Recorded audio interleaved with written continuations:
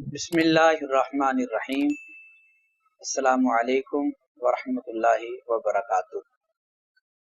آج انشاءاللہ العزیز ہم مرکات کے اندر قضیہ اور اس کے اقسام کی تعریفات پڑھیں گے۔ آئیے پہلے ہم آج کے سبق کی عبارت اور اس کا ترجمہ سماعت کرتے ہیں۔ الباب الثانی فی الحجۃ وما یتعلق بها، دوسرا باب حجت اور متعلقات حجت کے بیان میں ہے۔ فصل فی القضایا، یہ فصل قضایا کے بارے میں ہے۔ القضیۃ قول یحتمل الصدق والکذب، قضیہ ایسا قول ہے جو صدق اور کذب کا احتمال رکھے۔ وقیل قول یقال لقائلہ انہ صادق او کاذب، اور ایک قول یہ ہے کہ قضیہ ایسا قول ہے کہ جس کے قائل کو کہا جا سکے کہ وہ سچا ہے یا جھوٹا ہے۔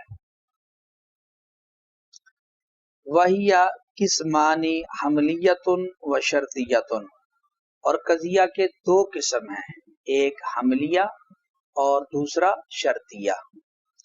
اما الحملیۃ فہی ما حکم فیہا بثبوت شیء لشیء او نفیہ عنہ، بہر الحملیہ تو یہ وہ قضیہ ہے کہ جس کے اندر ایک شے کے دوسری شے کے لیے ثبوت کا حکم کیا گیا ہو یا ایک شے کی دوسری شے سے نفی کا حکم کیا گیا ہو، کا قولی کا زید قائم وزید لیس بقائم، جیسا کہ آپ کا قول زید قائم اور زید لیس بقائم۔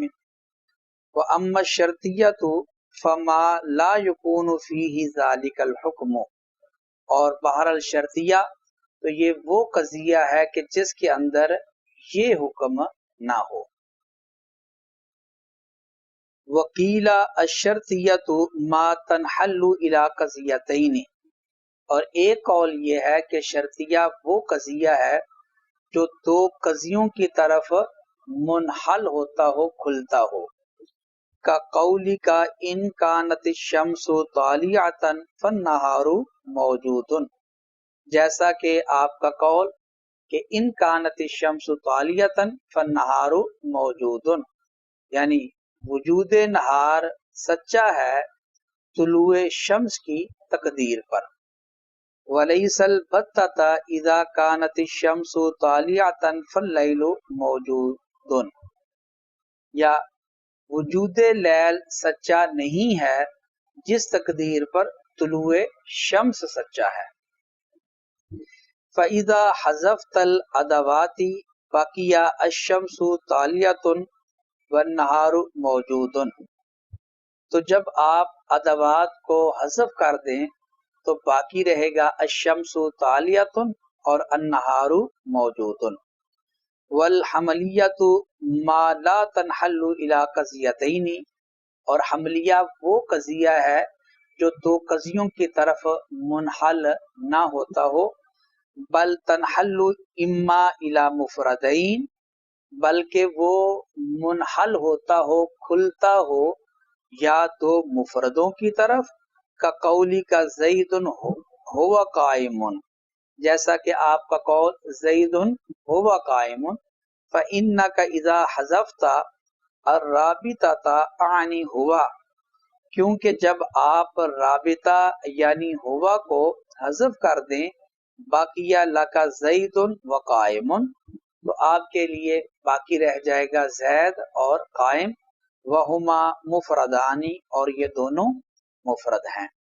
وَإِمَّا إِلَى مُفْرَدٍ وَقَضِيَّةٍ، اور یا قضیہ حملیہ وہ منحل ہوگا ایک مفرد اور ایک قضیہ کی طرف، کما فی قولی کا زید ابوہ قائم، جیسا کہ آپ کے قول زید ابوہ قائم کے اندر۔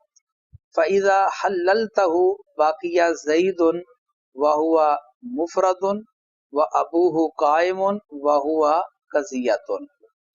क्योंकि जब आप इसकी तहलील करेंगे तो बाकी रह जाएगा ज़ैद और ये मुफरद है, और बाकी रह जाएगा अबूहु कायमुन और ये कज़िया है। ये थी हमारे आज के सबक की इबारत और उसका तर्जमा। आइए अब हम इस इबारत की वजाहत समझते हैं। तो सबसे पहले आज के सबक का माक़बल के साथ रब्त देख लेते हैं। जैसा कि आप जानते हैं कि मंतिक के दो मकासद हैं, नंबर एक मुअर्रिफ व कौल शारे और नंबर दो दलील व हुज्जत। मुअर्रिफ व कौल शारे ये कुल्लियात खमसा के ऊपर मौकूफ है, और दलील व हुज्जत ये कज़ाया और कज़ाया के अहकाम के ऊपर मौकूफ है। तो मुअर्रिफ व कौल शारे जो मंतिक का पहला मकसूद है, इससे पहले हम ये पहला मकसूद पढ़ चुके हैं, मुअर्रिफ और कौल शारे। और मुअर्रिफ और कौल शारे ये मौकूफ था कुल्लियात खमसा पर। तो जब मुसन्निफ मंतिक के पहले मकसूद और पहले मकसूद के मौकूफ अलैह यानी कुल्लियात खमसा से जब मुसन्निफ फारिग हुए, तो अब यहाँ से मुसन्निफ मंतिक का दूसरा मकसूद यानी कि दलीलो हुज्जत को बयान करते हैं। और चूंकि दलीलो हुज्जत ये मौकूफ है कज़ाया और कज़ाया के अहकाम के ऊपर, तो कज़ाया और कज़ाया के अहकाम ये मौकूफ अलैह हैं, और मौकूफ अलैह शय का शय से पहले होता है। इसलिए मुसन्निफ दलील और हुज्जत की बहस से पहले कज़ाया और कज़ाया के अहकाम को बयान करेंगे। तो पहले मुसन्निफ कज़ाया को बयान करते हैं। तो मुसन्निफ ने कज़िया की तारीफ की कि अल कज़ियतु क़ौलुन यहतमिलु सिद्क़ा वल कज़िबा, कि कज़िया वो कौल है जो सिद्क और किज़्ब का एहतिमाल रखता हो। इस तारीफ के अंदर एक लफ्ज है समझने वाला है कौल, और दूसरा सिद्क और तीसरा किज़्ब। ये नजरी कलिमात हैं। जब तक हमें इन कलिमात की वजाहत नहीं मालूम हो जाती तो कज़िया की तारीफ नजरी रहेगी, कज़िया की हमें मारिफत हासिल नहीं हो सकती। तो कौल, कौल से समझे कि कौल से मुराद है मुरक्कब, मुरक्कब मुरक्कब। और सिद्क और किज़्ब से क्या मुराद है, इसको हम समझते हैं कि सिद्क और किज़्ब से क्या मुराद है। आप ये याद रखें कि कोई भी कज़िया हो तो एक कज़िये के अंदर निस्बत होती है। मसलन मिसाल के तौर पर जब आप बोलते हैं ज़ैदुन काइमुन, तो ज़ैदुन काइमुन ये ज़ैदुन मौजू है और काइमुन ये महमूल है। इनके दरमियान एक निस्बत है जिसको निस्बत कलामिया कहा जाता है, ये निस्बत कलामिया। इसी तरह इसको निस्बत बैना बैना भी कहा जाता है, और इसको हिकायत भी कहा जाता है। ये नाम है मुख्तलिफ। ये जो आप बोलते हैं ज़ैदुन काइमुन कज़िया, तो उस कज़िये के अंदर एक निस्बत है, कलाम के अंदर एक निस्बत है। ये निस्बत कलामिया कहलाती है, निस्बत बैना बैना कहलाती है, और ये हिकायत का मर्तबा होता है। अच्छा, ये तो आपने ज़ैदुन काइमुन बोला, और एक ये कि वाक़े के अंदर नफ्सुल अमर के अंदर ज़ैद है और उसके लिए क़याम की निस्बत है। आगे आम है कि वो निस्बत साबित है या साबित नहीं है। तो जिस तरह आपने ज़ैदुन काइमुन बोला तो इस कलाम के अंदर निस्बत है, इसी तरह वाक़े और खारिज के अंदर भी निस्बत है। उस निस्बत को निस्बत खारजिया कहा जाता है, और वो जो मर्तबा होता है वो माकी अनहु का होता है, माकी अनहु का मर्तबा। अब समझें, ये आपके सामने दो निस्बतें आ गई, एक निस्बत कलामी, ये कलाम के अंदर होती है, और एक निस्बत खारजी, ये खारज और वाक़े के अंदर होती है, और ये मर्तबा माकी अनहु का होता है। अब देखो कि अगर ये निस्बत कलामी निस्बत खारजी के मुवाफिक हो, मुताबिक हो, तो मुताबिक है तो इसको बोलते हैं सिद्क, और अगर मुताबिक नहीं है तो इसको कहते हैं किज़्ब। अब मुताबिक है या नहीं है, इसका मतलब ये है, मसलन आपने जब कलाम के अंदर मसलन ज़ैदुन काइमुन जब बोला, तो अगर आपने क़याम का सबूत किया है ज़ैद के लिए, और खारिज में भी क़याम का सबूत हो ज़ैद के लिए, तो इसका मतलब है कि निस्बत कलामिया निस्बत खारजिया के मुताबिक है, क्योंकि कलाम के अंदर भी सबूत है और खारिज के अंदर भी क़याम का ज़ैद के लिए सबूत है। इसको जब ये निस्बत कलामिया खारजिया के मुताबिक हो, इसको सिद्क कहते हैं। اور کذب یہ ہوتا ہے کہ نسبت کلامیہ خارجیہ کے مطابق نہ ہو. مثلا کلام کے اندر تو آپ نے ثبوت کیا قیام کا زید کے لیے، لیکن خارج کے اندر واقع کے اندر قیام کا ثبوت نہیں تھا زید کے لیے، بلکہ قیام کی سلب تھی زید سے. تو یہ نسبت کلامی خارجی کے مطابق نہیں ہے، اس کو کہیں گے یہ کذب ہے. تو یہ صدق اور کذب کی تعریف آ گئی کہ صدق کہتے ہیں نسبت کلامیہ کا خارجیہ کے مطابق ہونا، اور کذب کہتے ہیں نسبت کلامیہ کا خارجیہ کے مطابق نہ ہونا. یہاں ایک بطور فائدہ آپ کو ایک چیز میں بتاتا جاؤں کہ آپ نے چھوٹی کتابوں کے اندر پڑھا کہ جملہ خبریہ، نحو کی کتابوں کے اندر کہ جملہ خبریہ یہ صدق کذب کا احتمال رکھتا ہے، انشائیہ صدق کذب کا احتمال نہیں رکھتا. اس کی وجہ سمجھ لیں. وجہ اس کی یہ ہے کہ چونکہ جملہ خبریہ کے اندر آپ جانتے ہیں کہ نسبت کلامی بھی ہوتی ہے اور اس کے مقابلے میں ماکی انہو بھی ہوتا ہے، خارج کے اندر نسبت بھی ہوتی ہے، تو وہاں یہ احتمال ہوتا ہے کہ نسبت کلامیہ خارجیہ کے مطابق ہے یا مطابق نہیں ہے.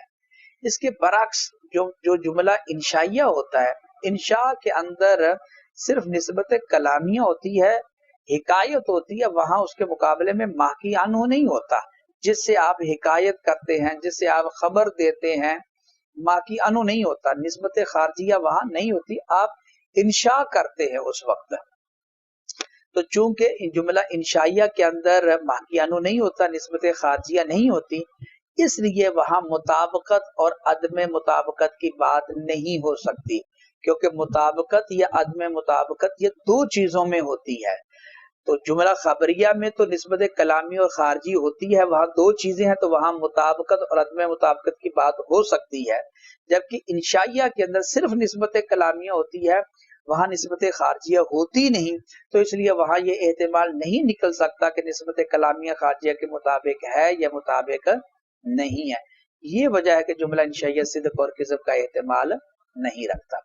تو یہ قضیہ کی مصنف نے ایک تعریف کی قول یحتمل الصدق والکذب، وہ قول ایسا مرکب ہے کہ جو صدق اور کذب کا احتمال رکھے. اور ایک دوسری تعریف یہ کی قول یقال لقائلہ انہ صادق او کاذب، ایسا قول ہے کہ جس کے قائل کو کہا جا سکے کہ وہ سچا ہے یا جھوٹا ہے. یہ قضیہ کی تعریف ہوگی. قضیہ کی تعریف کے بعد مصنف قضیہ کی تقسیم کرتے ہیں. کہا کہ وہی قسمانی حملیت و شرطیت، کے قضیہ کے دو قسم ہے، ایک حملیہ ہے اور دوسرا شرطیہ ہے. جیسا کہ آپ جانتے ہیں پہلے شے کی تعریف ہوتی ہے پھر شے کی تقسیم ہوتی ہے.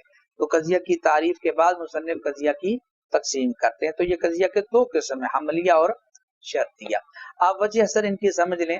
وجہ اثر یہ کہ قضیہ دو حال سے خالی نہیں ہوگا. یا تو قضیہ کے اندر ثبوت شے لی شے یا نفی شے ان شے کا حکم ہوگا یا نہیں ہوگا.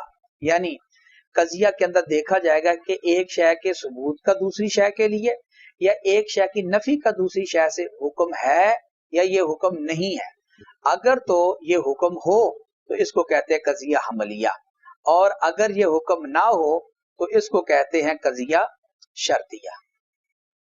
یا آپ ایک اور بھی وجہ اثر بنا سکتے ہیں کہ قضیہ دو حال سے خالی نہیں ہوگا، کہ قضیہ حذف ادوات کے بعد، یعنی ادوات کو جب ہم حذف کر دیں تو ادوات کے حذف کے بعد قضیہ دو قضیوں کی طرف منحل ہوتا ہے.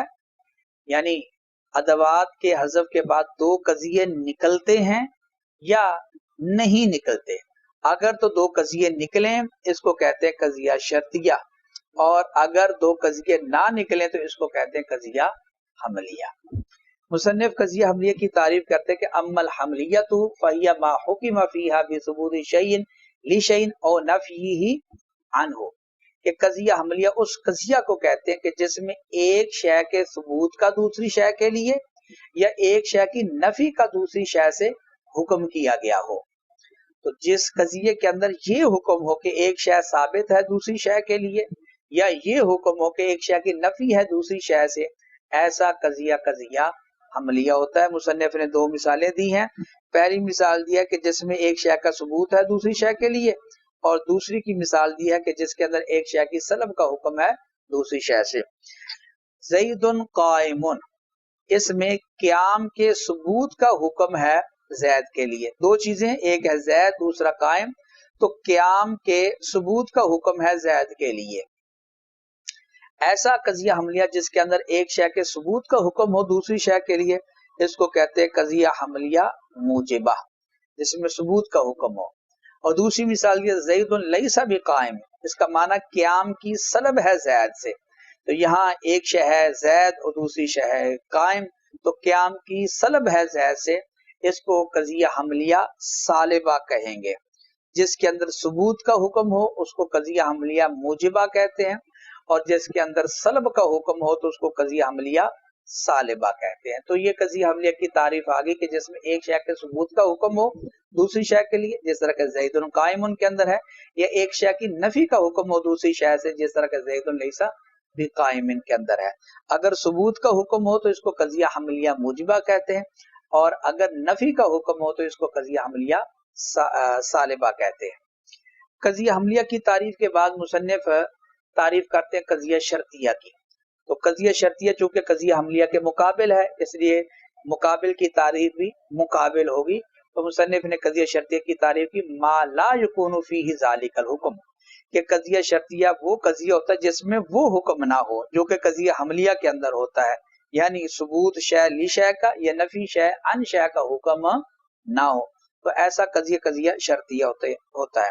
اس کی مثال آگے بھی آئے گی، آپ ادھر بھی سمجھ سکتے ہیں. تو آگے مصنف نے مثال دی ہے، جیسے ان کانت الشمس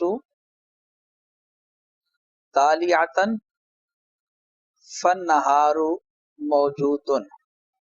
تو آپ یہ دیکھیں کہ یہاں یہ حکم ثبوت شے لی شے کا حکم نہیں ہے، اور نہ ہی نفی شے ان شے کا حکم. یعنی یہاں کوئی دو چیزیں نہیں ہیں کہ جس کے بارے میں آپ کہہ سکے کہ ایک شے کا دوسری شے کے لیے ثبوت کا حکم ہے، جس طرح کہ زید قائم ان کے اندر تھا، یا ایک شے کی سلب کا حکم ہے دوسری شے سے، جس طرح کہ زید لیس بقائم ان کے اندر.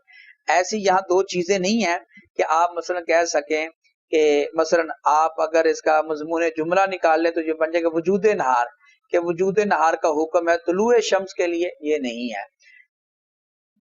تو اس لیے اس کو قضیہ شرطیہ کہیں گے، کیونکہ اس کے اندر وہ والا حکم جو کہ قضیہ حملیہ کے اندر ہوتا ہے، یعنی ایک شے کے ثبوت کا دوسری شے کے لیے یا ایک شے کی نفی کا دوسری شے سے، یہ حکم نہیں ہے. تو یہ قضیہ شرطیہ ہے. قضیہ شرطیہ کی مصنف نے ایک اور تعریف بھی کی ہے. وہ تعریف یہ کہ ما تنحل الی قضیتین، کہ قضیہ شرطیہ اس قضیہ کو کہتے ہیں جو دو قضیوں کی طرف منحل ہوتا ہو. منحل ہونے کا مطلب یہ ہے کہ وہ دو قضیوں کی طرف کھلتا ہو. جب آپ اسے ادوات کو حذف کر دیں تو پیچھے دو قضیے بچتے ہوں. اس کی مصنف نے دو مثالیں دی ہیں، ایک موجبہ کی دوسری سالبہ کی. جس طرح کہ ان کانت الشمس طالعۃ فالنہار موجود. تو یہ قضیہ جو ہے یہ قضیہ شرطیہ ہے، کیونکہ اس کے اندر یہ ادوات ہیں، ان بھی ادات ہے، کانت بھی ادات ہے، اور اسی طرح یہ فا بھی ادات ہے. تو آپ ان ادوات کو جب آپ حذف کر دیں گے تو باقی یہ بچ جائے گا الشمس طالعۃ اور النہار موجود. الشمس طالعۃ یہ بھی آپ دیکھ رہے ہیں، یہ بھی ایک قضیہ ہے، اور النہار موجود یہ بھی ایک قضیہ ہے. تو یہ ان کانت الشمس طالعۃ فالنہار موجود یہ ایسا قضیہ ہوا کہ جو حذف ادوات کے بعد دو قضیوں کی طرف منحل ہوتا ہے، اس لیے ہم اس کو کہیں گے کہ یہ قضیہ شرطیہ ہے. دوسری مثال دی ہے سالبہ کی کہ ولیس البتۃ اذا کانت الشمس طالعۃ فاللیل موجود. اس قضیہ کے اندر لیسا یہ ادات ہے، البتۃ یہ بھی ادات ہے، اذا بھی ادات، کانت بھی ادات، اور فا یہ بھی ادات. جب آپ ان کو گرا دیں گے تو پیچھے بچے گا الشمس طالعۃ اور اللیل موجود. تو آپ دیکھیں الشمس طالعۃ یہ بھی قضیہ ہے اور اللیل موجود یہ بھی قضیہ ہے. تو لہٰذا یہ لیس البتۃ اذا کانت الشمس طالعۃ فاللیل موجود، یہ پورا قضیہ اس کو ہم کہیں گے کہ یہ قضیہ شرطیہ ہے، کیونکہ جب ہم ادوات کو حذف کرتے ہیں تو یہ دو قضیوں کی طرف منحل ہوتا ہے، دو قضیے نکلتے ہیں، ایک ہے الشمس طالعۃ اور دوسرا اللیل موجود.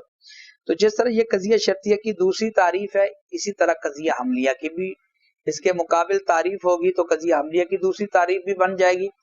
قضیہ حملیہ کی دوسری تعریف یہ بنے گی جو کہ مصنف نے کیا ہے والحملیۃ ما لا تنحل الی قضیتین، کہ قضیہ حملیہ وہ قضیہ جو دو قضیوں کی طرف منحل نہ ہوتا ہو بلکہ وہ یا دو مفردوں کی طرف منحل ہوتا ہو یا ایک مفرد اور ایک قضیہ کی طرف منحل ہوتا ہو. جس طرح کہ مصنف نے ان دونوں کی مثال دی ہے، دو مفردوں کی طرف منحل ہوتا ہو، اس کی مثال ہے زید ہو قائم، اور ایک مفرد اور ایک قضیہ کی طرف منحل ہوتا ہو، اس کی مثال دی ہے جس طرح کہ زید ابوہ قائم. پہلی مثال کے اندر ہوا یہ ادات ہے، اس کو رابطہ ہے، اس کو آپ گرا دیں تو باقی پیچھے بچیں گے زید اور قائم. زید بھی مفرد ہے اور قائم یہ بھی مفرد ہے، لہٰذا یہ زید ہوا قائم یہ قضیہ حملیہ ہے، کیونکہ جب ہم اس سے ادات کو حذف کرتے ہیں تو یہ دو قضیوں کی طرف منحل نہیں ہوتا بلکہ دو مفردوں کی طرف منحل ہوتا ہے. اسی طرح یہ زید ابوہ قائم یہ بھی قضیہ حملیہ ہے، کیونکہ جب ہم اس کی تحلیل کرتے ہیں تو ایک نکلتا ہے اس سے زید، یہ مفرد ہے، اور دوسرا نکلتا ہے ابوہ قائم، یہ ایک قضیہ ہے. تو یہ زید ابوہ قائم ایسا قضیہ ہو گیا کہ جو ایک مفرد اور ایک قضیہ کی طرف منحل ہوتا ہے، لہذا اس کو قضیہ حملیہ کہیں گے. یہ تھا ہمارا آج کا سبق. آخر میں ایک دفعہ ہم ترجمہ اور تقریر کو ترجمے کے اوپر منطبق کرتے ہیں. تو مصنف نے کہا الباب الثانی فی الحجۃ وما یتعلق بها، دوسرا باب حجت اور متعلقات حجت کے بیان میں ہے. فصل فی القضایا، یہ فصل قضایا کے بیان میں ہے، چونکہ جو منطق کا مقصود ہے حجت تو یہ موقوف ہے قضایا اور احکام قضایا کے اوپر، اس لیے قضایا کی بحث پہلے کرتے ہیں. تو قضایا قضیہ کی جمع ہے. قضیہ کی تعریف کی القضیۃ کون یحتمل الصدق والکذب، قضیہ ایسا مرکب ہے جو صدق اور کذب کا احتمال رکھتا ہو. وکیل اور ایک تعریف یہ کی گئی ہے کہ قول یقال لقائل انہ صادق او کاذب، کہ قضیہ ایسا قول ہے، ایسا مرکب ہے کہ جس کے قائل کو کہا جا سکے کہ وہ سچا ہے یا جھوٹا ہے. اس کے بعد مصنف قضیہ کی تقسیم کرتے ہیں. وہی قسمانی حملیۃ و شرطیۃ، کہ قضیہ کے دو قسم ہیں، ایک حملیہ اور دوسرا شرطیہ. اما الحملیۃ فہی ما حکم فیہا بثبوت شیء لشیء او نفیہ عنہ.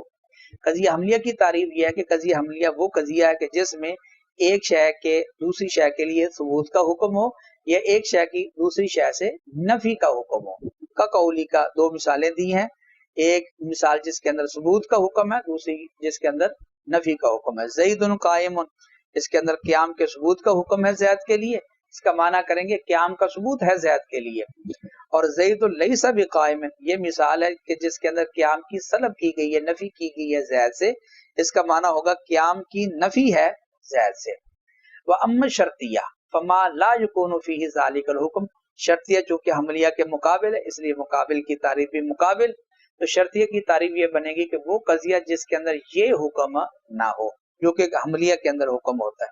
وکیلا اور ایک تعریف یہ ہے شرطیہ کی الشرطیۃ ما تنحل الی قضیتین، شرطیہ وہ قضیہ جو دو قضیوں کی طرف منحل ہوتا ہو، جیسا کہ آپ کا قول ہے ان کانت الشمس طالیۃ فالنہار موجود یا ولیس البتۃ، اور اس کا معنی ہم کریں گے کہ وجود نہار سچا ہے جس تقدیر پر طلوع شمس سچا ہے، اور ولیس البتۃ اذا کانت الشمس طالیۃ فاللیل موجود، اس کا معنی کریں گے وجود لیل سچا نہیں ہے جس تقدیر پر طلوع شمس سچا ہے. فَإِذَا حَذَفْتَ الْأَدَوَاتِ، جب آپ ادوات کو حذف کر دیں تو باقی رہے گا الشمس طالیۃ اور النہار موجود، یہ پہلی مثال کے اندر. اور دوسری مثال کے اندر باقی بچیں گے الشمس طالیۃ اور اللیل موجود. اب چونکہ شرطیہ کی حملیہ شرطیہ کے مقابل ہے تو شرطیہ کی جب یہ تعریف آئی کہ جو دو قضیوں کی طرف منحل ہو تو حملیہ اس کے مقابل ہے تو مقابل کی تعریف بھی مقابل ہوگی. اس لیے حملیہ کی تعریف کی کہ والحملیۃ ما لا تنحل الی قضیتین، حملیہ وہ قضیہ جو دو قضیوں کی طرف منحل نہ ہوتا ہو بل تنحل اما الی مفردین، بلکہ وہ دو یا تو دو مفردوں کی طرف منحل ہوتا ہو، جیسا کہ آپ کا قول زید ہوا قائم.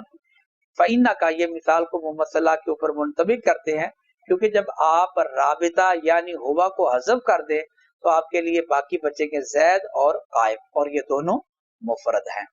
وَإِمَّا إِلَى مُفْرَدٍ وَقَضِيَّةٍ، اس کا اما الی مفردین کے اوپر عطف ہے، بل تنحل ساتھ لگے گا، یا بلکہ منحل ہوتا ہو ایک مفرد اور ایک قضیہ کی طرف، جیسا کہ آپ کے قول زید ابوہ قائم کے اندر ہے، فَإِذَا حَلَّلْتَهُ، کیونکہ جب آپ اس کی تحلیل کریں تو باقی بچے گا زید اور یہ مفرد ہے، اور باقی بچے گا ابو قائم اور یہ قضیہ ہے۔